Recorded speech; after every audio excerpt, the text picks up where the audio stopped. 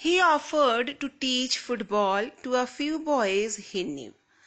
अब जिन कुछ लड़कों को वो जानता था अशोक, उनको उसने ऑफर किया फुटबॉल सिखाने के लिए. In exchange he told them to promise not to miss classes. और बदले में अशोक ने कहा कि मैं तुमको फुटबॉल सिखाऊंगा, पर तुम अपनी क्लासेस मिस नहीं करोगे, मतलब तुमको स्कूल आना पड़ेगा, स्कूल नहीं छोड़ोगे. On a Sunday in October 2006, he got a ball and invited the kids to play. तो अक्टूबर 2006 के एक रविवार को वो एक बॉल लेकर आया और बच्चों को उसने खेलने के लिए बुलाया. 18 बॉयज स्टैंड अप और करीब 18 लड़के आ गए खेलने. Ashok called his group Oscar. तो अशोक ने अपने ग्रुप का नाम रखा ऑस्कर. क्या है ऑस्कर का मतलब? और the organisation for social change awareness and responsibility. Oscar का फुल फॉर्म है organisation for social change awareness and responsibility. एक ऐसी संस्था जो समाज में बदलाव लाएगी, जागरूकता लाएगी और जिम्मेदारी लाएगी. तो ये ऑस्कर का फुल फॉर्म है, आप लोग को याद करना है ये पूरा full form. Ashok who learnt about football at Magic Bus began teaching them the intricacies of the game. अब अशोक, जिसने खुद मैजिक बस नाम के एनजीओ में फुटबॉल खेलना सीखा था, अब वो अपने मोहल्ले के उन 18 बच्चों को सारे गेम की इंट्रिकेसीज तरीके सिखाने लगा कि किस तरह से इस खेल को खेलना है. In between, he had also slipped in stories about his childhood friends who had dropped out of school. और इस सब के बीच में वो अपने बचपन की भी कहानियां सुनाता था. फुटबॉल सिखाते सिखाते उन बच्चों की कहानियां सुनाता था जिन्होंने बीच में पढ़ाई छोड़ दी थी, और पढ़ाई छोड़ने के बाद उनके साथ में क्या परेशानियां हुई ये भी बताता होगा, ताकि ये बच्चे इस परेशानी को समझें और पढ़ाई जारी रखें. If you want a future, you have got to study, he urged over and over again when they met to play on weekends. और जब भी वीकेंड्स पे, शनिवार रविवार पे ये लोग मिलते थे और खेलते थे, तो खेल खेल के बीच में बार बार अशोक उनको ये समझाता था कि अगर तुमको अपना एक फ्यूचर चाहिए, भविष्य अच्छा चाहिए, तो तुमको पढ़ाई जारी रखना पड़ेगा, पढ़ाई बीच में नहीं छोड़ना है.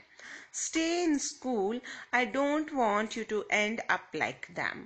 और तुम स्कूल में रुके रहो, स्कूल मत छोड़ो बीच में. मैं नहीं चाहता कि तुम अपनी जिंदगी को, मेरे जो दोस्त स्कूल छोड़ के अपनी जिंदगी खराब किए उनकी तरह तुम भी अपनी जिंदगी खराब करो, ऐसा मैं नहीं चाहता हूँ. Meanwhile, Ashok was nervous about telling his family about Oscar and his football sessions. What if his father objected? अब अशोक ने काम तो शुरू कर दिया, 18 लड़कों को ले आया, उसने टीम बना ली ऑस्कर और उनको सिखाने लगा. पर ये काम उसने शुरू किया अपने परिवार को बिना बताए. अब उसके मन में ये डर था कि मैं अपने परिवार को कैसे बताऊं. मन में उसके बहुत ज्यादा शंका थी कि अगर मैं बताऊंगा तो कहीं मेरे पापा इस चीज के लिए मना ना करें.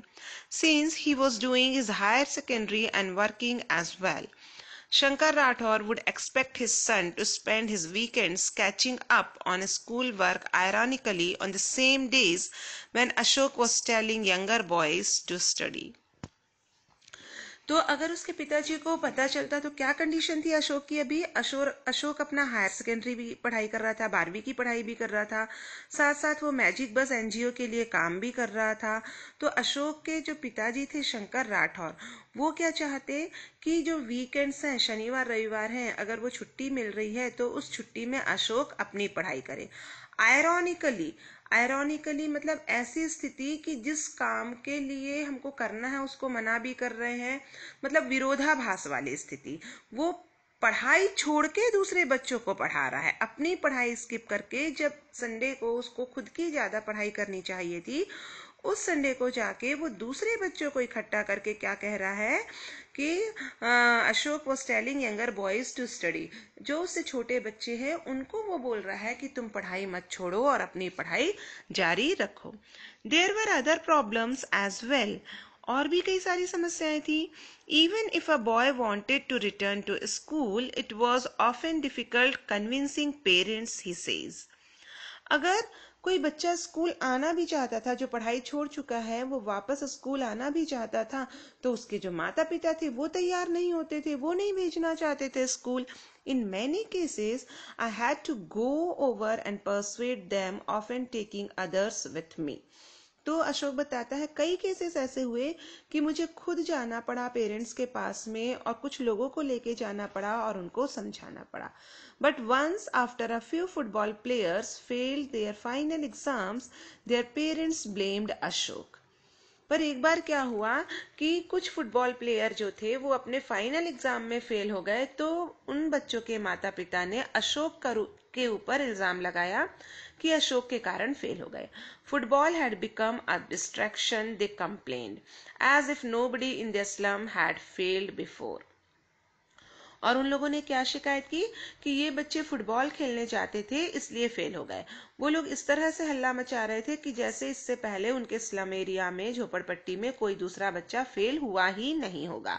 एक परंपरा थी, बच्चे पढ़ाई करते नहीं थे तो ज्यादातर बच्चे फेल हो जाते थे और पढ़ाई छोड़ देते थे. तो उसी साधारण तौर पे ये बच्चे भी फेल हुए होंगे. अशोक का प्रयास ये था कि ये फेल होने के बाद भी पढ़ाई जारी रखें, दोबारा से पढ़ें और साथ साथ खेलते भी रहें. तो उनने इल्जाम लगाया कि फुटबॉल के कारण इनका ध्यान भटका और ये बच्चे फेल हो गए. Some of the parents gathered outside my home and shouted abuse. He says it was scary. तो अशोक बताता है ये सब के बीच में क्या हुआ कि कुछ जो पेरेंट्स थे, कुछ माता पिता थे, वो अशोक के घर के बाहर आए और वहां पे गालियां देना उन्होंने शुरू किया. तो ये जो हुआ अशोक के साथ, ये बहुत स्केरी था, बहुत ज्यादा डरावना था अशोक के लिए. वो भले के लिए काम कर रहा था परंतु उसको परिणाम उल्टा मिला. That's when Ashok's father came to know about it all.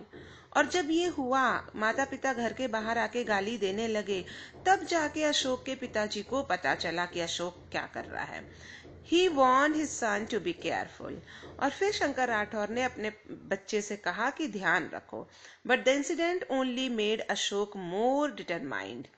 पर ये जो घटना हुई अशोक के जीवन में, उसको गालियां मिली फुटबॉल सिखाने और पढ़ाई के लिए प्रेरित करने के लिए, उसको उल्टा शाबाशी मिलने के बजाय उसको गालियां मिली, तो अशोक ने अपना काम नहीं छोड़ा. अशोक और ज्यादा समर्पित हो गया अपने काम के लिए.